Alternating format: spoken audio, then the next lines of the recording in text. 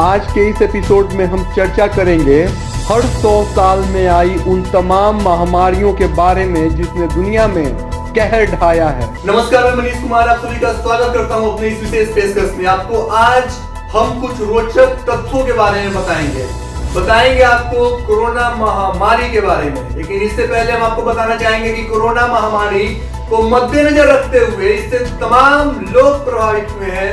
मुल्क, आवाम, हर जमीन का जर्रा प्रभावित हुआ है। आपको हम बताना चाहेंगे कि यूरोप के जो तमाम देश है वहां पे सबसे ज्यादा साक्षरता दर है। इस दरमियान कोरोना पर विजय वो भी नहीं पा सके। आपको पता होगा कि फ्रांस और इटली में कोरोना ने किस कदर तबाही मचाई। अमूमन कहा गया है कि यूरोप के दिखाए हुए नक्शे कदम पे कोशिश ये होता है हर विश्व के मुल्क का कि चला जाए ताकि प्रगतिशील के पथ पर वो भी अपना नाम कमा सके, विकासशील राज्य की पंक्ति से निकलकर विकसित राज्य की पंक्ति में आकर के वो अपना झंडा गाड़ सके। लेकिन कोरोना ने किसी को नहीं बख्शा। नर नारी मानव सभी जगह हर वर्ग को कोरोना ने प्रभावित किया। सारे के सारे सुर्रम खान, सारे के सारे सूरमा सब कोरोना के सामने नतमस्तक नजर आए। स्वास्थ्य व्यवस्था, अस्पताल, हॉस्पिटल, डॉक्टर, साइंटिस्ट सब के सब कोरोना के सामने फिलहाल काफी कमजोर नजर आ रहे हैं। इसीलिए कोरोना पर अभी कोई भी विजय हासिल नहीं कर पाया है। इस महामारी का वैक्सीन अभी तक नहीं बन पाया है।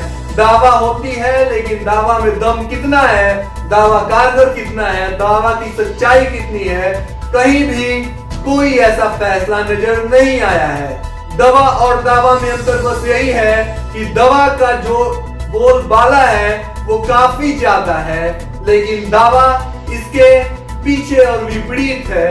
दावा है, हवा हवाई है, दावा से गायब है।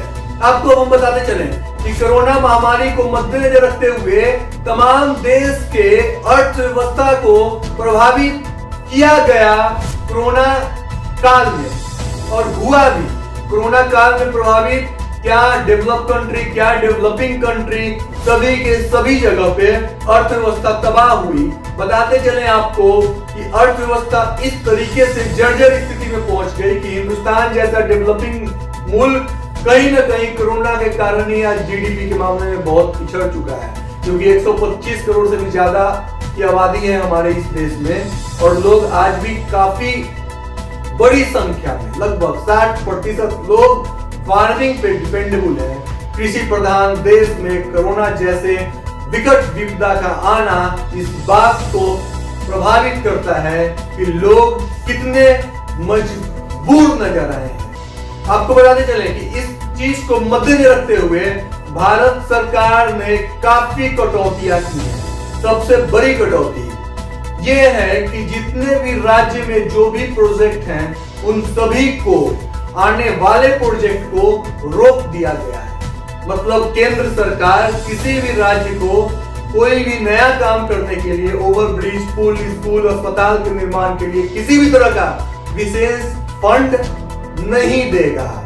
साथ ही साथ केंद्र सरकार ने यह भी फैसला लिया है कि सरकारी नौकरियों की भर्ती पर भी अंकुश लगाया जाए, लिमिटेड अमाउंट में किया जाए, ताकि इससे सरकार के बजट और सरकार के जो राहत कोष है, धन कोष है, उसमें वृद्धि हो सके, दोबारा देश पटरी पे आ सके, सरकार के पास देश चलाने के लिए पैसा हो।